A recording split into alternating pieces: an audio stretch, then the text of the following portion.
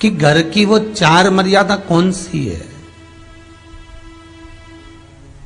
जिस मर्यादा में नारी रहे तो उस घर में संपदा नहीं घटती, उस घर की संपदा को समाप्त नहीं किया जा सकता है। 4 मर्यादा माता लक्ष्मी, मां सरस्वती के सामने माता पार्वती जी से पूछ रही है।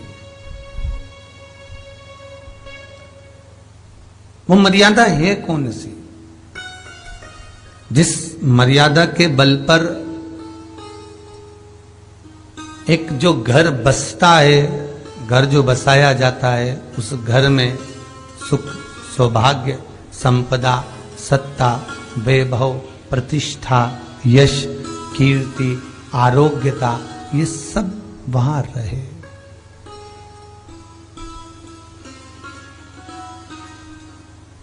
पहला, मां पार्वती ने माता लक्ष्मी को कहा, अतिथि देवो भव।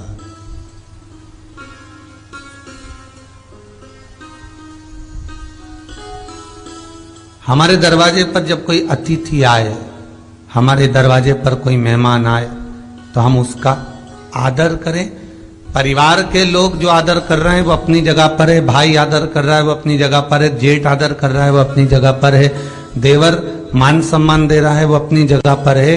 पर सबसे पहला सम्मान घर की स्त्री को अतिथि का करना चाहिए।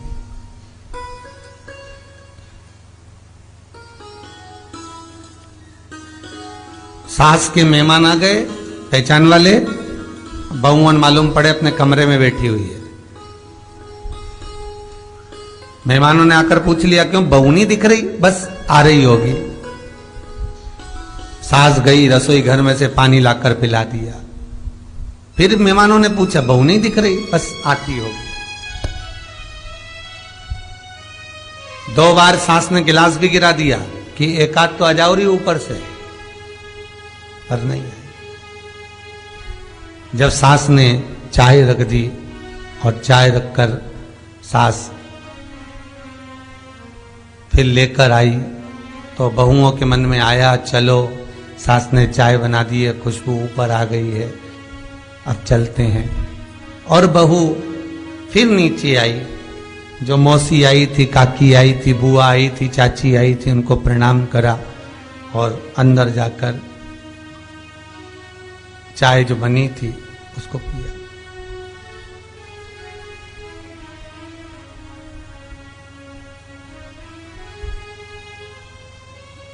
एक गरुड़ पुराण में लिखा है, 94 तरह के नरक में एक नरक है जो दरवाजे पर आए हुए अतिथि का सम्मान नहीं करता, उसको जल नहीं पिलाता, उसका मान सम्मान नहीं देता, उसका आतिथ्य नहीं देता, उसके लिए भी एक नरक रखा गया है।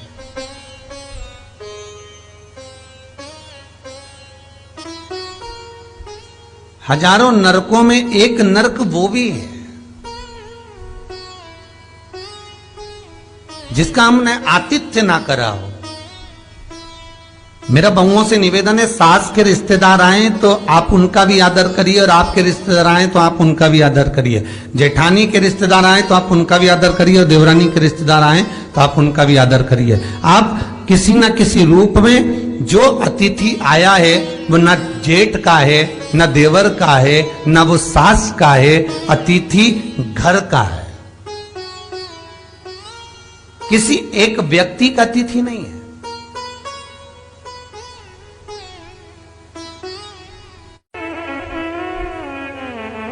बड़ी बहू सोचे कि मैं घर की बड़ी, बड़े परिवार की, मेरे पास में बहुत धन दौलत, मैं काहे को गिनूं किसी मेहमान को। छोटी बहू सोचे मैं काहे को गिनूं, मंजिली सोचे मैं काहे को गिनूं, संजिली सोचे मैं काहे को गिनूं।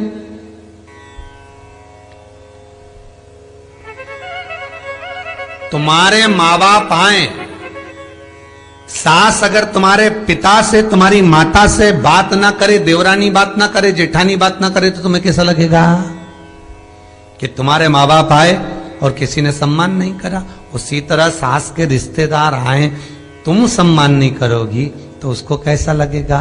फिर तुम्हारे घर के आए वो सम्मान ना करे तो तुम्हें कैसा लगेगा? आतिथ्य घर में कोई भी आए वो सबके लिए। दूसरा क्रम बताया, घर के दरवाजे पर जो तुलसी का पौधा होता है, जीवन में सबसे पहले अगर दुख आता है, तकलीफ आती है, कष्ट आता है, बीमारी आती है, रोग आता है, कोई बड़ा घटना घटने वाली होती है, कोई बड़ा कष्ट आने वाला होता है, तो लक्ष्मी जी से माता पार्वती कह रही है, घर में जो तुलसी का पौधा होता है सबसे पहले घात उसी पर होती है। तुलसी का पौधा सूख जाता है, समाप्त हो जाता है, उसके डालियां मुरझा जाती हैं, नीचे लटक जाती है, मंजरी झुक जाती है, या तुलसी के कुंडे में जो मिट्टी है उसमें फफूंद पड़ जाती है।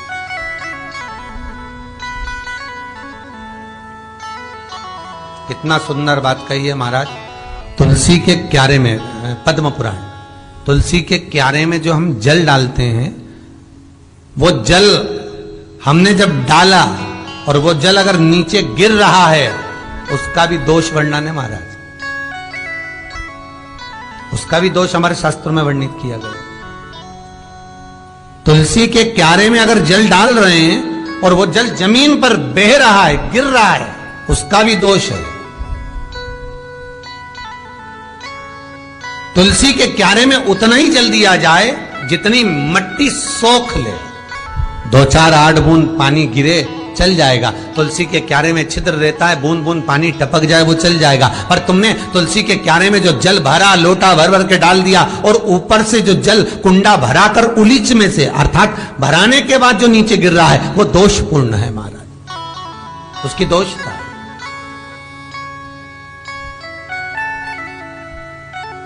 वो दोष देने वाला।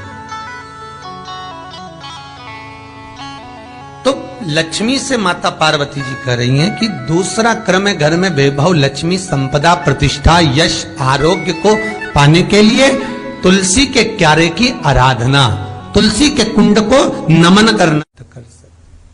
तीसरा क्रम कहा,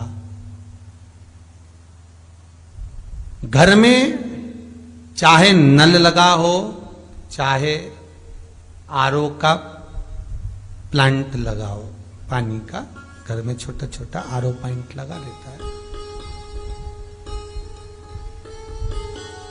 फिर भी घर के अंदर रसोई घर में एक छोटा सा मटका, मटका नहीं तो हंडा, हंडा नहीं तो बाल्टी, बाल्टी नहीं तो कलसा, पानी का भरा हुआ, जो नारी रखती है दूसरे दिन उस पानी को बाहर ढोल कर फिर वापस धोकर भर लेती है। मटका रोज धुलता है, हंडा रोज धुलता है, प्रतिदिन का। जितना जल उस पात्र में रहता है, भरता है, ऐसे ही घर में संपदा बढ़ती। 3 क्रम बता। चौथा, नारी के मस्तक पर जो चीर होता है, ये पूर्वज, इसी चीर से कथा प्रारंभ हुई थी और वहीं पर पहुंच गई। लक्ष्मी पार्वती के संवाद पर चल रही है महाराज। मस्तक पर जो चीर होता है, मस्तक पर जो वस्त्र होता है, वो वस्त्र पूर्वजों का, पितरों का, कुल देवी देवताओं का आशीर्वाद।